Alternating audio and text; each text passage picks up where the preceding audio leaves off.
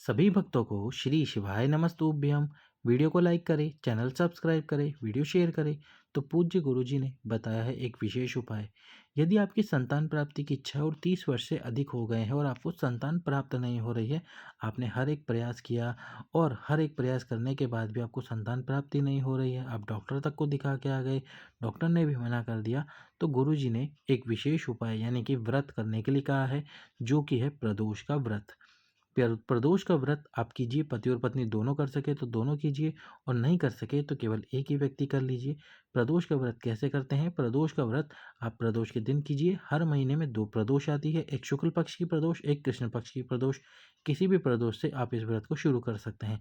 वैसे तो आप बड़ा महीना जैसे वैशाख के महीने में इस व्रत को शुरू कर सकते हैं, किसी बड़े महीने में इस व्रत को शुरू कीजिए। प्रदोष के दिन सबसे पहले सुबह सुबह भगवान शंकर के मंदिर में जाइए स्वच्छ वस्त्र पहनकर, और भगवान शंकर को जल समर्पित कीजिए।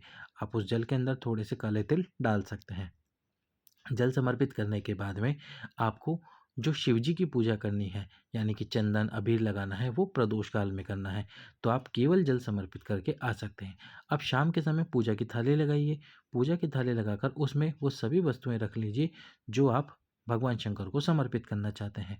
और एक बात, जो भी वस्तुएं आप पहली बार प्रदोष के व्रत में रखेंगे, आपको वही वस्तुएं आने वाले प्रदोष के व्रत में रखनी होगी।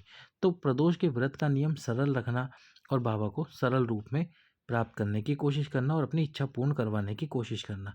क्योंकि आप कोई ऐसा नियम धारण कर ले प्रदोष के दिन कुछ विशेष वस्तु समर्पित करने का, और किसी दिन आप घर से बाहर रहे और आपका व्रत हो और आप वो समर्पित ना कर पाए, तो ये बात अच्छी नहीं होगी। तो आप जो भी वस्तु जैसे कि चंदन, अबीर, गुलाल, या फिर केवल चंदन ही समर्पित कर दीजिए।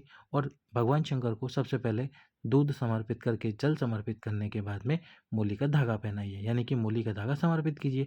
फिर अक्षत समर्पित कीजिए, बेलपत्र समर्पित कीजिए। सभी वस्तुएं समर्पित करने के बाद में जैसे आप भगवान शंकर की पूजन अर्चना कर ले, तो मीठे का प्रसाद भगवान शंकर के सम्मुख में रखे शिव जी को समर्पित कीजिए, और उस प्रसाद को वापस घर लेके आ जाइए। वापस घर लाकर आपको उस प्रसाद को खाना है और उसके बाद में भोजन ग्रहण करना है। भोजन आप नॉर्मल भोजन कर सकते हैं, लेकिन प्याज और लहसुन वाला भोजन ना करें, इस बात का विशेष ध्यान रखें। इसके साथ ही जब आप प्रदोष व्रत की पूजा कर रहे हो भगवान शंकर के मंदिर में, तो दीप अवश्य ही प्रज्वलित करें, भगवान शंकर की आरती कीजिए।